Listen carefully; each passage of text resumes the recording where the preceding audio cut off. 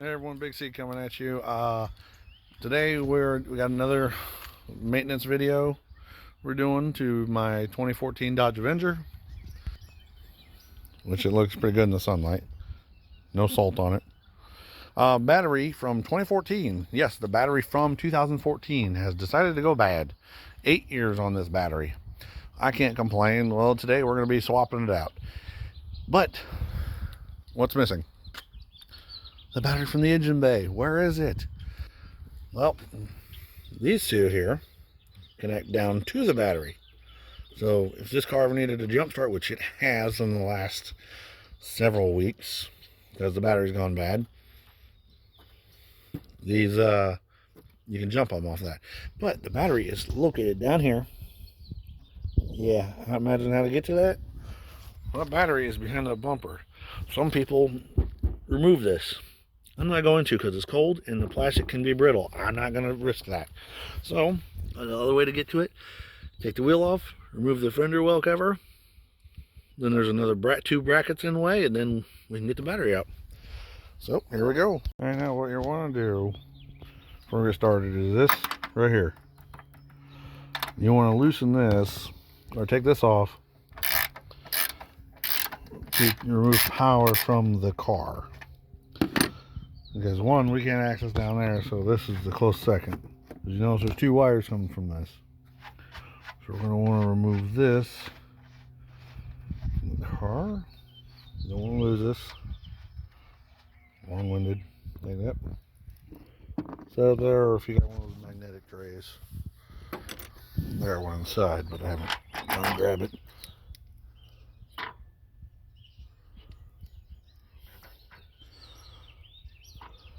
There. Now there's no power to the car. And as always, as a safety feature or a safety measure, you don't want every time you jack up the car, you want to put a quality jack stand in. I know it looks like it's rusted, but it's actually just minor surface rust. I haven't cleaned it up this year. But you put a jack stand under the car when you take a wheel off or when you have the car jacked up, as always. Never trust a jack like any other jack, like floor jack, to hold up the car, because they can fail. And if they fail and you're underneath that car, it's coming down on you. Just a word of caution. Always safety first when it comes to working on a car. Like I said, always use a jack stand with a floor jack. Alright, so I already removed power from the car. Got my bolt up there. Now, I'm getting ready to buzz the wheel off and we'll get it going. Alright, now we got the wheel off. Here's what we gotta do. Remove, lighting. 1, 2, 3 of these. Which is a 7mm. Then you have these clips, these press clips, which is 1, 2, 3, 4, 5, 6. You have to remove all that just to remove that. I don't know about this piece yet, but this is what I'm working on right now.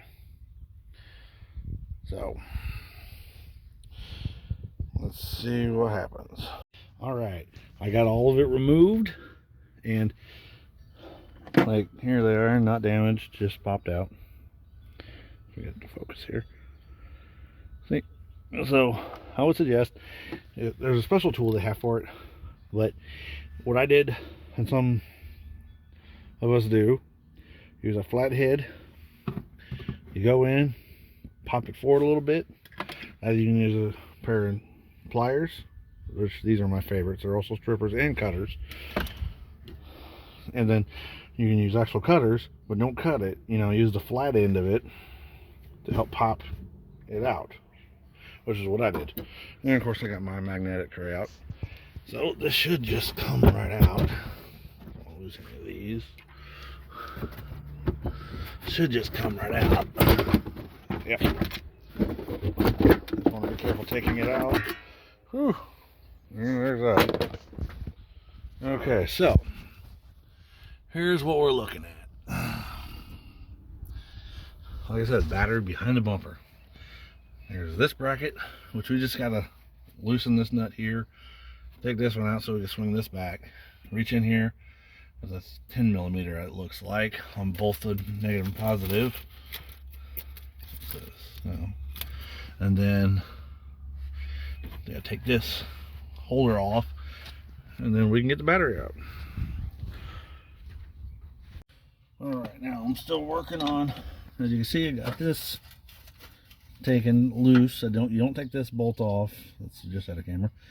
But you take the other one off, which it's a long-winded one. And you just gotta take off this.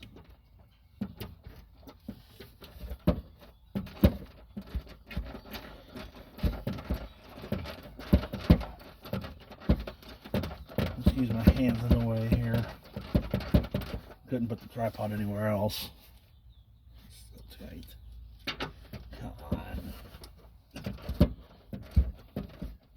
Even though it feels loose with this, it's still tight. Plus it's awkward.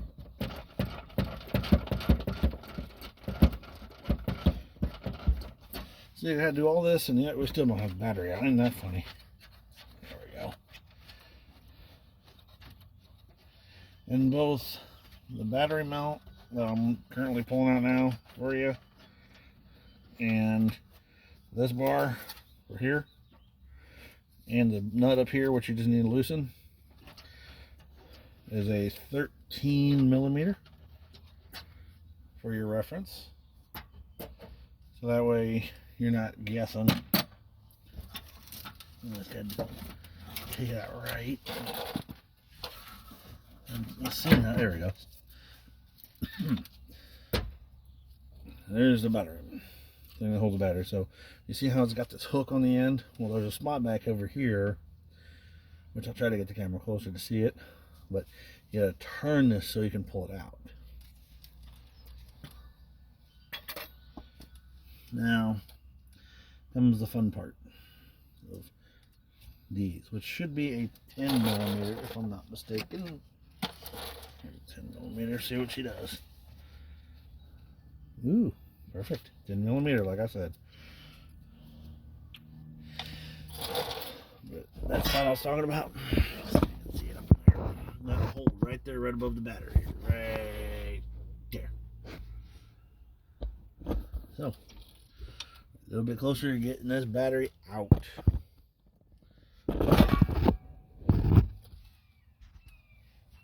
Alright, got these off. See, battery is loose. So if we can get it out. Oh, so awkward.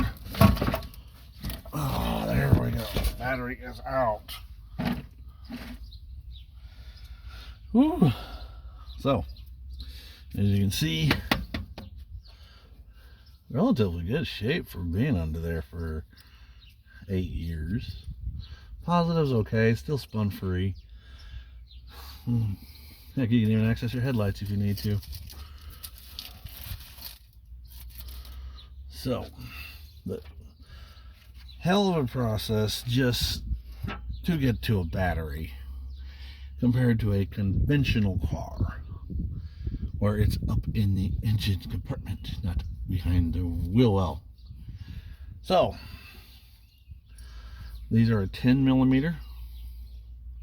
And mine are in relatively decent shape, especially the negative, but the positives. Tiny bit of rust, but not much. It still functions.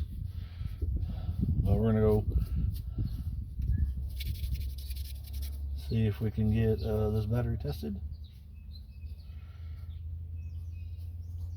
Because the cold cranking amps on this car is a 525.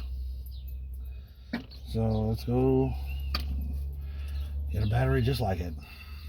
Yay me. You can get it at AutoZone for $159, and that's with the $22 core charge. And if you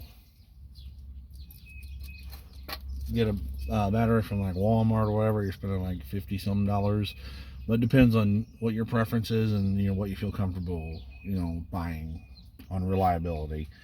I'm not going to divulge which I'm getting from, but I am going to get a new battery here in a little bit.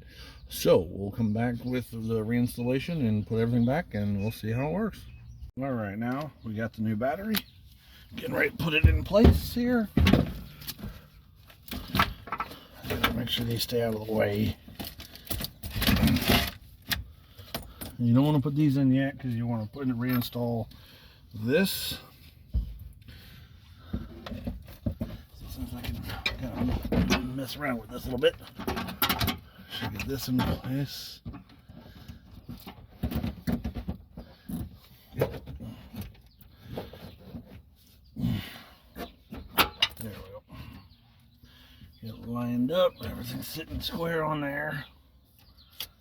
Go ahead and put this handle down. Okay.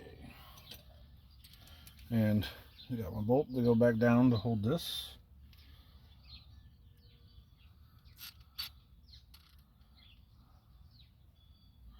Just gotta put the right socket on it. There we go. I'll just start it with my hand first.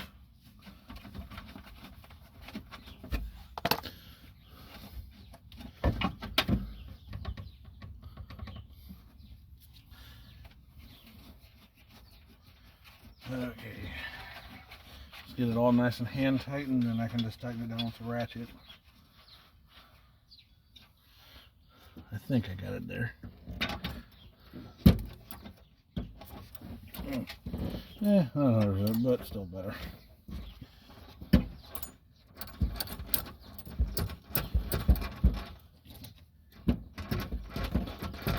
And don't worry, these, they're not live, they're not attached to the battery. No power going through them, so it don't hurt for them to be like that. And the whole purpose of this is to keep the battery from, sliding around. Keeps it, from being all over the place. But you don't want it to move around. You want the battery to be mounted nice and tight.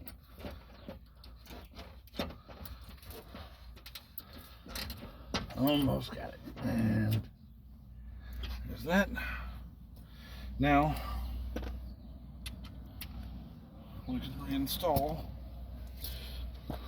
the terminals. I'm going to do that.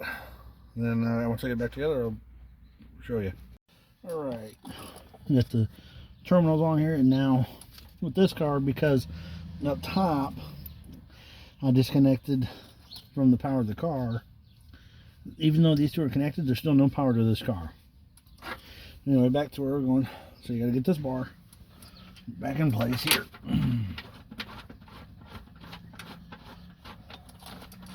And it, like I said, is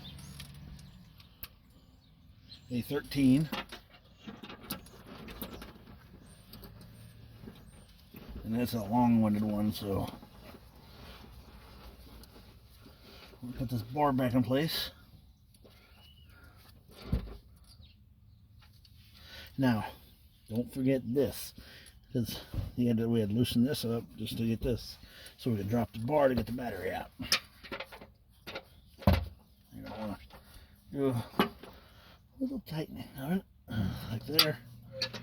Double check this one. All right. Now, make sure everything's nice and tight, nothing's loose.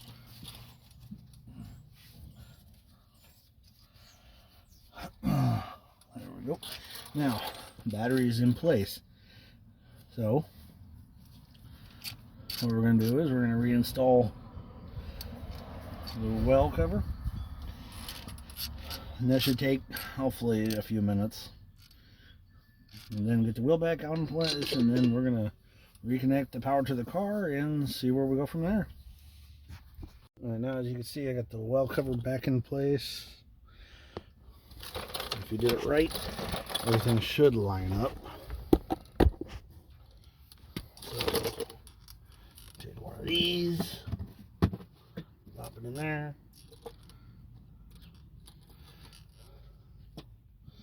Should get them in there in the right. It should clip like that. And there are a total of 6 of those. So you don't want to make sure you get it all nice and lined up.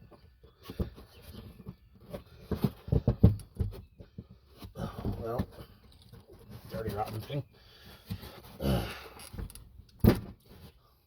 There we go. Get your clips in.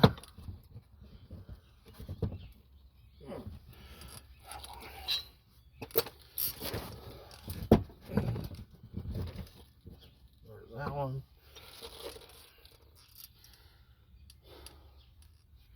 Let's set these two a little bit more so I can get that in there.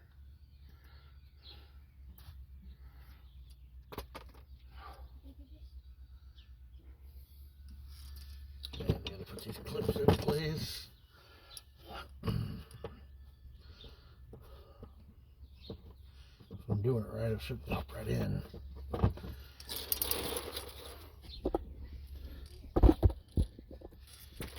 Okay, so pop this in.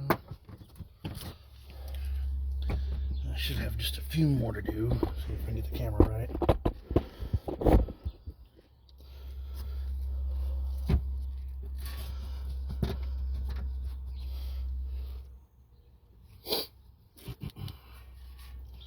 So all I gotta do is just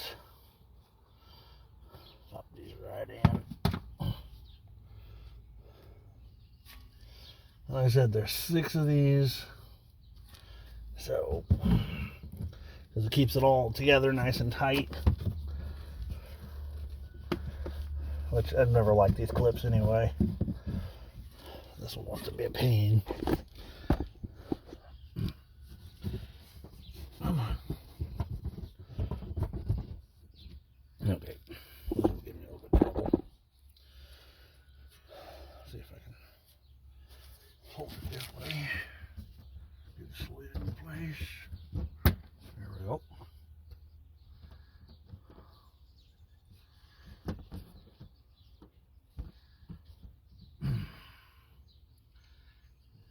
Easier said than done putting them back together. There's that one.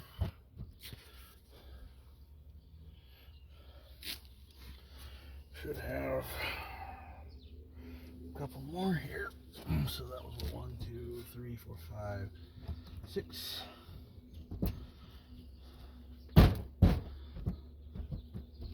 Now, get to put all these back in. Alright. Got all 3. Everything back in place. All the way up in here.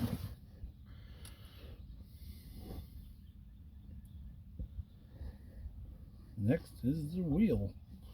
Get it back in place and get everything hooked up. Okay, now, always important to remember, put your lugs on in a star pattern. You always want to do that.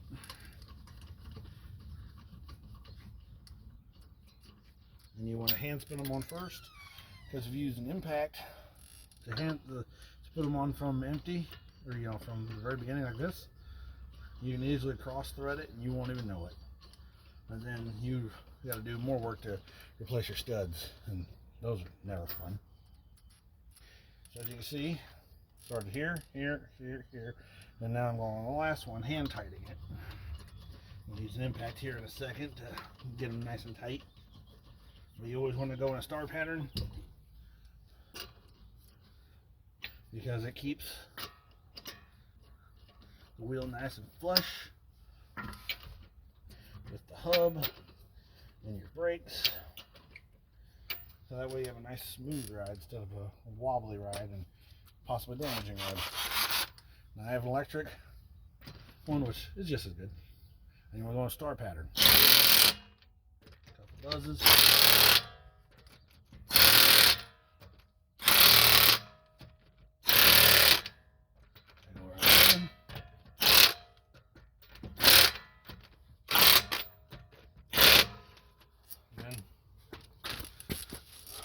will take my big breaker bar. Of course, I'll grease the car up a little bit. Pull the jack out. What I'll do is I'll roll the car where the front wheel's just barely touching the ground, because it gives it something to grab. Take a breaker bar and just give it a little tight.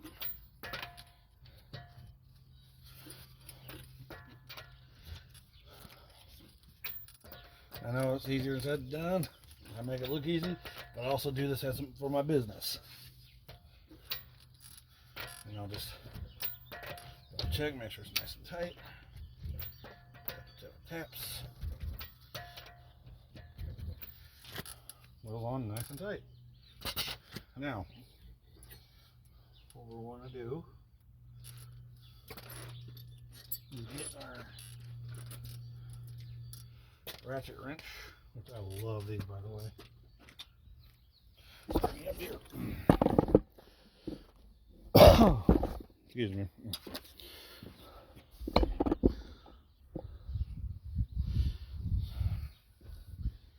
Now, I went ahead and put this back on here so that way I wouldn't lose it. I had to go get the battery. Take her, slide her on, spin it on. So now the car's got power.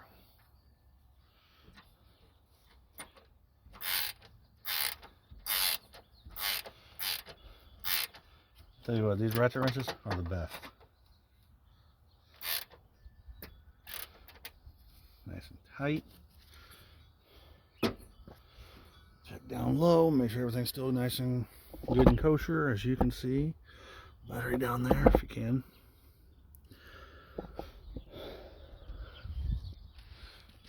And then I'm going to take it off of the jack, and then we're going to see if she'll start. So let's see what happens here.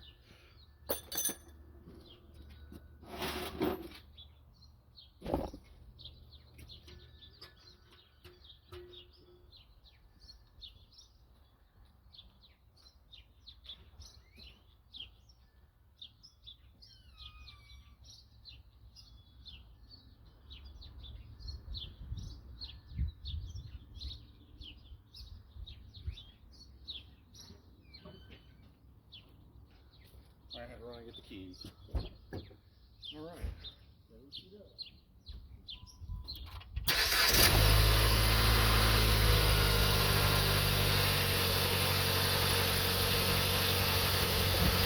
As you can tell, she is running.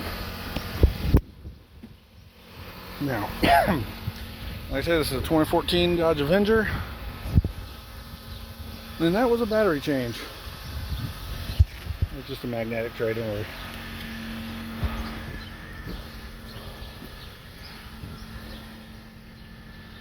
Yep. Cool. So, this is that much of a process to change one of these batteries. I kid you not. It is a pain in the butt to do. Now it's got to clean up, and I'll show you what kind of tools you need to do this job. So we'll be back with you in a minute. All right, some of these are the tools you will need to do this job. I know it's a pain. So you need a jack, a floor jack, jack stand, impact, breaker bar with an impact socket to take the wheel off. Then to take power from the car, you're gonna need a 15. I have a ratchet wrench, which makes my job a lot quicker. A small extension. You're gonna need a 13. If you don't have the special tool, take those pieces out that hold the fender well cover in. You're gonna need a flathead. Sorry, I'm still going away. I got a hilly driveway. And some pliers and stuff to help. Magnetic tray for some of the bolts you take out so you don't lose any. And that's pretty much what you'll need. And you just have to, let me see, it's a 13 You also need a 7 and a 10 millimeter. Yes, I have a 10 millimeter. They do exist. So thank you for watching. Please feel free to ask any questions. I'll answer them the best I can. Remember, I'm not an automotive professional at all. I do this on my free time with my vehicles, my parents' vehicles, my motorcycle. I'm self-taught. I did take some automotive classes, but like I said, I'm not, by no means am I a automotive professional. Now, please like my videos, subscribe down below, and like I said, feel free to ask questions. Thanks for stopping in.